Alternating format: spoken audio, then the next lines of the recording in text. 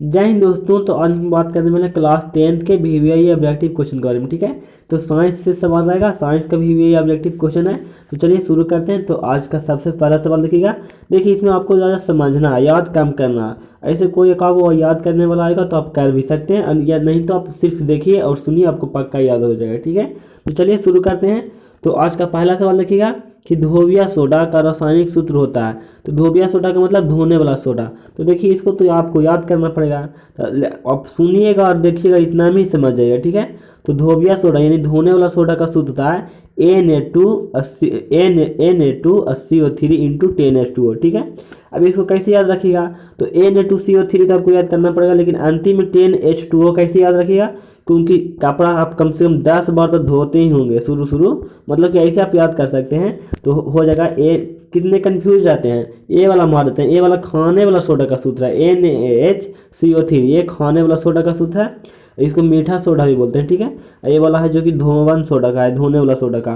तो धोते हैं कपड़ा कितना बार? 10 बार धोते हैं। लड़कियां तो और धोती है। ठीक है, तो आपको याद रखेगा कि Na2CO3 इंटू 10H2O होता है, इसी धोने वाला सोडा का सूत्र। ये खाने वाला सोडा का सूत्र है। ठीक है, अगला देखिएगा कि हीलियम मैंने हीलियम परमाणु के बाहरी कक्षा में कितने इलेक्ट्रॉन है? देखिए, हीलियम के एक कक्षे है। ठीक है, उसमें 2 इलेक्ट्रॉन भरे जाते हैं बाहर वाले में, तो 2 हो जाएगा। तो उसके पास एक कक्षे है, एक में मान लीजिए जहाँ पे इलेक्ट्रॉन है यहाँ पे है, तो बाहरी इलेक्ट्रॉन तो यही दोनों ना हो गया। तो हीलियम परमाणु में हीलियम के परमाणु में बाहरी कक्षा में इलेक्ट्रॉनों की संख्या 2 होती है। ठीक है, अब अगला देखिएगा क्वेश्चन नंबर 56।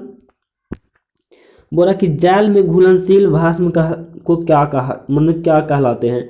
देखिए, जाल में जो जाल में घुल जाता है भस्म में, उसको क्षार बोलते हैं। ठीक है, क्षारक नहीं बोलते हैं। क्षारक एक प्रकार का विलयन है। ठीक है, जो कि क्षार और मतलब जल के साथ मिल जाता है तो विलयन है, तो क्षारक है। जिसमें अम्ल है तो अम्ल है, अम्लीय है, जो कि विलयन एक प्रकार का है। ठीक है, तो क्षार होता है जो जल में घुलता है, मतलब कि जल में घुलनशील भस्म को क्षार बोलते हैं। ठीक है, इसको क्षारक नहीं समझिएगा, क्षार और क्षारक में अंतर होता है। ठीक है, ये जल में घुल जाता है, तो जल में घुलनशील भस्म को क्या कहा जाता है? तो क्षार कहा जाता है। अब अगला सवाल देखिएगा कि ऑक्जेलिक, ठीक है, ऑक्जेलिक अम्ल का प्राकृतिक स्रोत क्या है?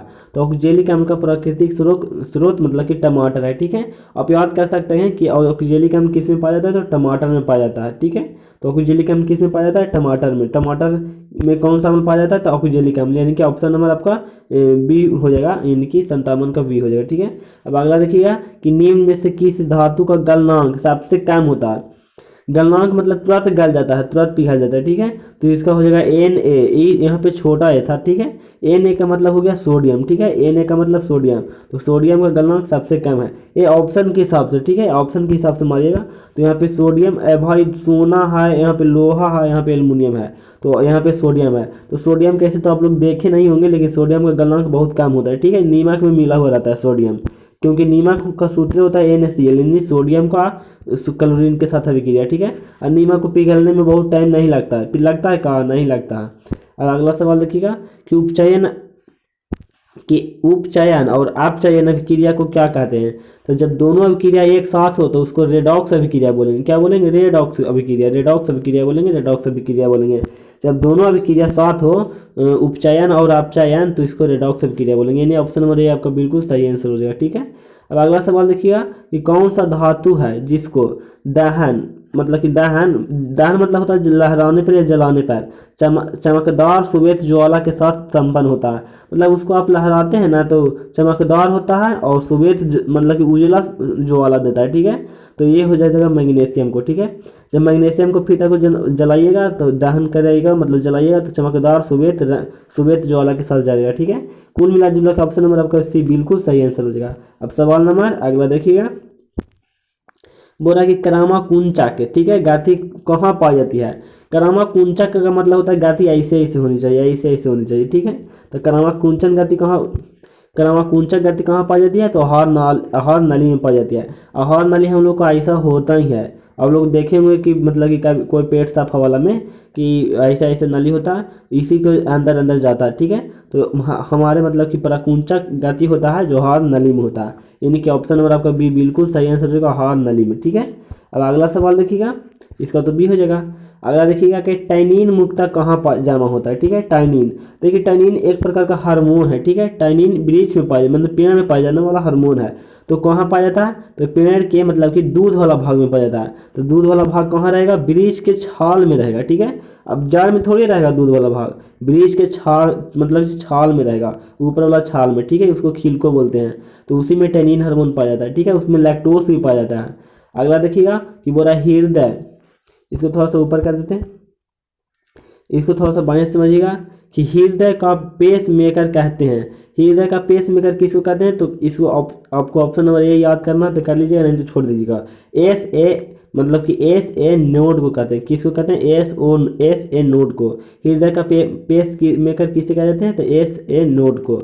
अब इतना मतलब कि आपको इसको नहीं भी याद कर सकते, उतना बड़ा बात दिक्कत नहीं है, लेकिन इसको ऑप्शन नंबर ए आपका बिल्कुल सही आंसर हो जाएगा, ठीक है।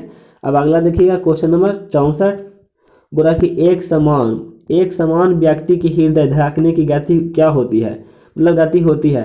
तो एक समान व्यक्ति का हृदय 1 मिनट में मतलब कि प्रति मिनट दिया है, तो मतलब कि कितना होता है, ठीक है। तो इसमें हो जाएगा 70 से 80 बार पर मिनट। लेकिन आप लोग पढ़े होंगे कि 70 से 72 बार धड़कता है, इतना तो धड़कता है। लेकिन अगर आपको 70 से 80 बार के बीच में धड़क रहा है तो उतना दिक्कत वाली बात नहीं है। लेकिन जैसे ही 70 से 80 के बीच में पार करता है, इससे पार कर देता है तो आपको दिक्कत है, इससे कम भी होता है तो आपको दिक्कत है। 70 से 80 के बीच में रहना चाहिए, ठीक है। तो ऑप्शन नंबर आपका सी बिल्कुल सही आंसर हो जाएगा। अब अगला देखिएगा क्वेश्चन नंबर 65, बोल रहा है ना कि रुधिर चाप नियंत्रित होता है। रुधिर मतलब खून, रक्तचाप किसके द्वारा नियंत्रित होता है, तो भाई मतलब कि एरेडिनल ग्रंथि द्वारा होता है, ठीक है। एरेडिनल ग्रंथि द्वारा होता है, एरेडिनल ग्रंथि द्वारा। इसको ग्रंथि यहाँ पे नहीं दिया, लेकिन मतलब कि एरेडिनल द्वारा दिया, ठीक है। ऑप्शन नंबर आपका सी बिल्कुल सही आंसर हो जाएगा कि रक्तचाप एरेडिनल द्वारा होता है। अब अगला सवाल देखिएगा कि कौन सा पादप हार्मोन पत्ती को मुरझाने के लिए उत्तरदायी है। पत्ती मुरझाता है कौन हार्मोन के कारण, पत्ती मुरझाने का मतलब कि उत्तरदायी कौन हार्मोन है, तो ऑक्सीजन हार्मोन है, ठीक है। ऑक्सीजन हार्मोन है, ऑक्सीजन यानी कि इसको आप बढ़िया से देखिएगा कि ऑक्सीजन हार्मोन के कारण पत्ती मुरझाता है, ठीक है। ऑक्सीजन हार्मोन है। अब अगला सवाल देखिएगा, और यानी कि 66 का ऑप्शन नंबर आपका ए हो जाएगा, ऑक्सीजन हार्मोन, ठीक है। 66 का ए। अब अगला देखिएगा कि पत्ती में गैसों का आदान प्रदान कहाँ से होता है, तो भाई रंध्र से होता है। रंध्र मतलब छिद्र से होता है, ठीक है। रंध्र मतलब छिद्र से होता है पत्ती में गैसों का आदान प्रदान। अगला देखिएगा कि पीत रस कहाँ से स्रावित होता है। पीत रस, भाई पीत में रस पाए जाते हैं, कहाँ से स्रावित होता है, यकृत से होता है, ठीक है। यकृत से होता है। हमारे शरीर का सबसे बड़ी ग्रंथि कौन सी है, यकृत है। तो यानी कि ऑप्शन नंबर आपका डी है कि बी है, जी बी है। ऑप्शन नंबर बी आपका बिल्कुल सही आंसर हो जाएगा, ठीक है। पीत रस कहाँ से स्रावित होता है, यकृत से। तो आज के लिए इतना ही, मिलेंगे कभी और, तब तक के लिए जय हिंद।